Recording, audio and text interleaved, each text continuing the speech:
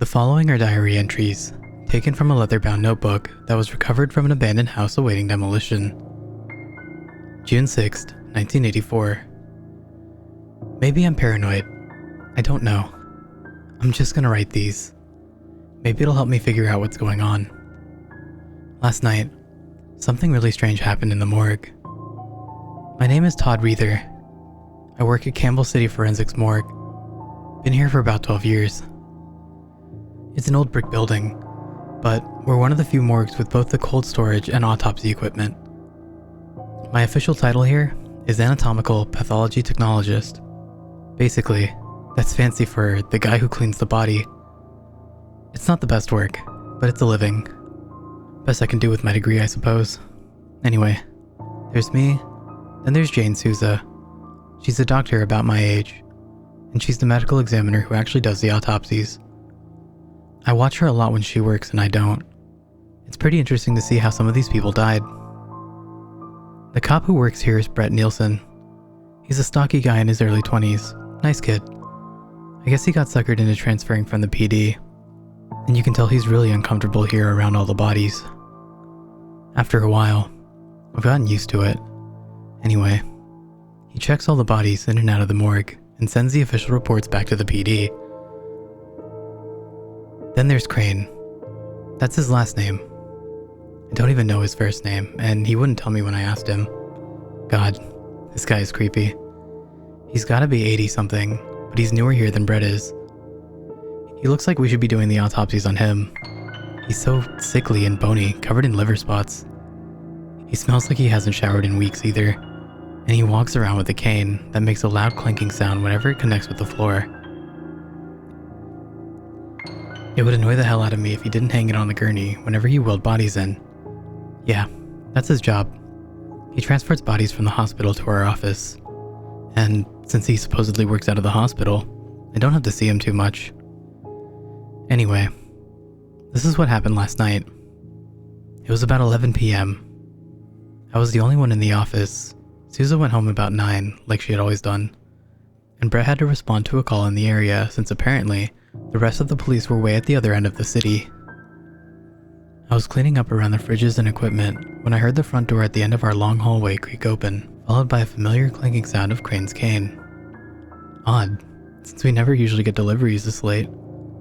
A few seconds later, he stepped into the main room where I was. Without looking at me, he grabbed an empty gurney from the corner of the room and headed back outside. I heard a door slam, and then the gurney being wheeled down the hall. Crane entered the room again with the gurney and a body in a blue body bag. Strange. We've never used blue. I guess that the hospital must have switched over or something. Crane left the gurney by the door, put the clipboard with the hospital's presumed cause of death on the table, and limped back out of the hallway without so much as a glance my way, which didn't bother me too much. The guy scares the crap out of me anyways. I waited until I heard the van's engine turn over, and then walked to the body bag. I picked up the clipboard and glanced at the ER doctor's comments. Lacerations. Removal of the hands at the wrists. Severe blood loss. This was going to be messy. What happened next shocked me more than anything I'd seen in my past 12 years here. I put my hand to the zipper of the body bag, and all of a sudden, the body within began to violently convulse on the gurney. Instinctively, I stumbled back, knocking over a table full of scalpels and clamps. My brain snapped back into reality. That person is alive. I have to get them out. I reached again for the zipper and pulled. Nothing. There was no visible obstruction, but the zipper was stuck shut. The body was still careening around the gurney, making it hard to grip the zipper. I regained my grasp and gave another sharp tug. The zipper wouldn't give. Then, almost as quickly as it started, the body stopped convulsing, lying perfectly still on the gurney. I yanked at the zipper and it immediately gave and opened. Thoughts raced through my mind. It must have been some residual electrical impulses in the brain that caused the seizure. It had to be, because this was definitely a dead body. The next thought was that the hospital sent the wrong clipboard or the wrong body. One of the two, because the clipboard said lacerations and this body didn't have a scratch on it. I'm still shaking as I write. After what happened, I put the body in the fridge, dropped the clipboard on Souza's desk, and went home. I'm going to talk to her about it tomorrow. June 7th, 1984. Talked to Sousa today. Jesus, something really strange is going on here. I have to be losing it. There's no other explanation. I told Sousa everything that had happened last night. She agreed with my theory that there was probably still some electricity in the brain that caused the seizure. Then, I told her about the lack of lacerations on the body and what the ER doctor wrote, and she gave me a puzzled look. Todd. She held up the clipboard, and I looked again at the comments. Look what it says. Industrial accident. Apparent asphyxiation as a result of crushed larynx. I couldn't fucking believe it. I told Sousa again and again what the paper said last night, but I don't think she believed me. She did the autopsy later in the day and confirmed the crushed larynx. I left early tonight. On my way out, I saw the body as Sousa put it back in the fridge. It was in a black body bag. June 8th, 1984. Called in sick today. Called the hospital. Talked to the ER doctor on duty 2 nights ago. He said it was a crushed larynx, and that's what he wrote. The hospital doesn't use blue body bags. June 9th, 1984. No. I can't believe this is happening. I'm literally shivering with fear. I haven't stopped vomiting all night. I have to find Crane. Something is going on. I have to find Crane. I don't know what to do. Let me back up. I went into work today, convincing myself that all of this was in my head. Sousa wasn't in. She didn't call in sick, so Brett and I had no idea where she was. Later in the day, Brett went out to grab some dinner. That's when Crane showed up. I heard the cane, the gurney, all of it a blur, until he wheeled the gurney back in, and something caught my eye. A blue body bag. Crane, I shouted. By the time I rounded the corner in the hallway to confront him, he had disappeared. How the fuck can an old guy move that fast? I looked back to the gurney. The clipboard was lying on the table next to it, and I reached to pick it up. I looked more closely this time at the comments to make sure I read them right. Severe blunt force trauma. Caved skull resulting in massive cranial bleeding. I placed the clipboard back on the table and hesitantly reached for the zipper of the bag. Fuck. I never jumped so high in my life. As if it were taunting me, the body bag began to violently convulse. After the initial shock, I went straight to the zipper. There was no way this was a coincidence. The zipper was stuck again. God, it's like a horrifying movie playing over and over in my head. I didn't try to mess with the zipper. Somehow, I knew it would do no good. I quickly grabbed a scalpel off the tool table and went for the body bag. As soon as the scalpel pierced the bag, the body shivered and fell still. There was no use cutting the bag any further. I knew the zipper would work now. I slowly pulled the zipper back, and what I saw made me vomit for the first of many times tonight. It was Sousa. Her lifeless eyes seemed to stare at me from within the bag.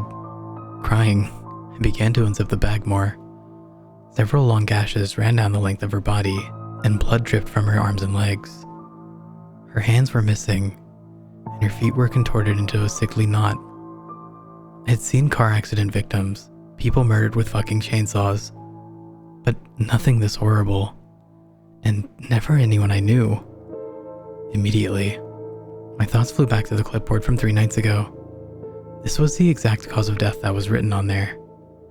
This had to be some sort of sick joke, I thought, but there's no way. This is all too real, and somehow, I knew that if anyone looked at the clipboard later, it would say lacerations and blood loss. I sat in the corner and sobbed for a good 20 minutes. I tried to compose myself enough to call the police, and I managed to squeak my words through. We got on the line with the hospital, and the ER doctor confirmed that a body had been brought in that was apparently mauled by dogs. Based on what I saw, this is bullshit. But they were unable to identify it since the hands were missing. The police tried to console me and assured me that they would give me their fullest attention. I told them I suspected Crane had something to do with it. They promised to bring Crane in for questioning as soon as they could find him. A temporary replacement medical examiner would be sent from the hospital until the city hired a new one. I thanked them and hung up. I slid Sousa's body into the fridge and shut the door. Kind of ironic that Sousa would be the one to have an autopsy performed on, and in this office too. I can't stop crying. June 10th, 1984. Too many unsettling things today. It's time to take matters into my own hands. Bringing my journal with me. Police don't trust me. Maybe I'm going crazy. I'm finding Crane myself. Made a lot of calls and visits today. Took off work. Called the hospital. Asked who brought the 2 bodies in that had ended up in our office into the ER. Crane did. Went to the morgue when I knew Brett was out. The replacement doctor isn't due till tomorrow. The morgue was closed, but I brought my key. I checked the fridge that had Sousa in it. Her body bag was still blue. I went to the table where I left the clipboard. Cause of death was still blunt force trauma. I looked at the name on the top. Brett Nielsen. I was too desensitized to panic. I called the police, told them to keep an eye on Brett. They said they don't have the manpower for that, and to stop calling unless I have an emergency. I'm going to find Brett and save him. I'm going to find Crane and kill him. June 11th, 1984. I found Brett. I went into the morgue this morning to meet the replacement doctor. She wasn't here yet, and I didn't see Brett. I walked over to the table where I again left the clipboard. Lacerations. The clipboard had changed. I knew it would. I went to the fridge where I put Sousa and opened the door. Her body bag was black. That's when I heard it. A dripping sound coming from the closet in the hallway. I opened the door, and even in my lucid insanity, what I saw made me vomit the contents of my stomach all over the floor. Brett was dead. His head was crushed like a rotten apple, blood splattering crimson onto his white uniform. He was slumped face first against the wall, with a large lead pipe impaled through his back and into the wall, effectively holding him in place. I wasted no time in calling the police. I'm waiting for them to get here. I'm home now. The police brought me in for questioning since I put in that call yesterday about keeping an eye on Brett. I almost shouted at them to find Crane. Find Crane. Find Crane. They said they were doing all they could, but Crane hadn't shown up to work since that night he brought me Sousa's body. They sent me home and told me to let them know if I was planning on going somewhere. June 12th, 1984. I woke up in the middle of the night to a small weight on my chest. I rubbed my eyes, reached down to grab whatever it was that was on top of me. It was a clipboard. I hurriedly sat up and flicked on the lights. An ER's doctor report was attached to the clipboard. 3rd-degree burns across 90% of the body, presumably accidental disembowelment, 13 compound fractures. I looked at the name on the top of the clipboard, and my entire body went cold. Todd Reather. I'm going to die. There are no further diary entries. Medical records from late June 1984 indicate that Todd Reather was pronounced dead the morning after writing the last journal entry. The apparent causes of death were the same as those which he indicated were on the clipboard. Police records from the same time do not report anyone with the surname Crane ever being taken into custody. The clipboard that Reather reported seeing and reading was never found.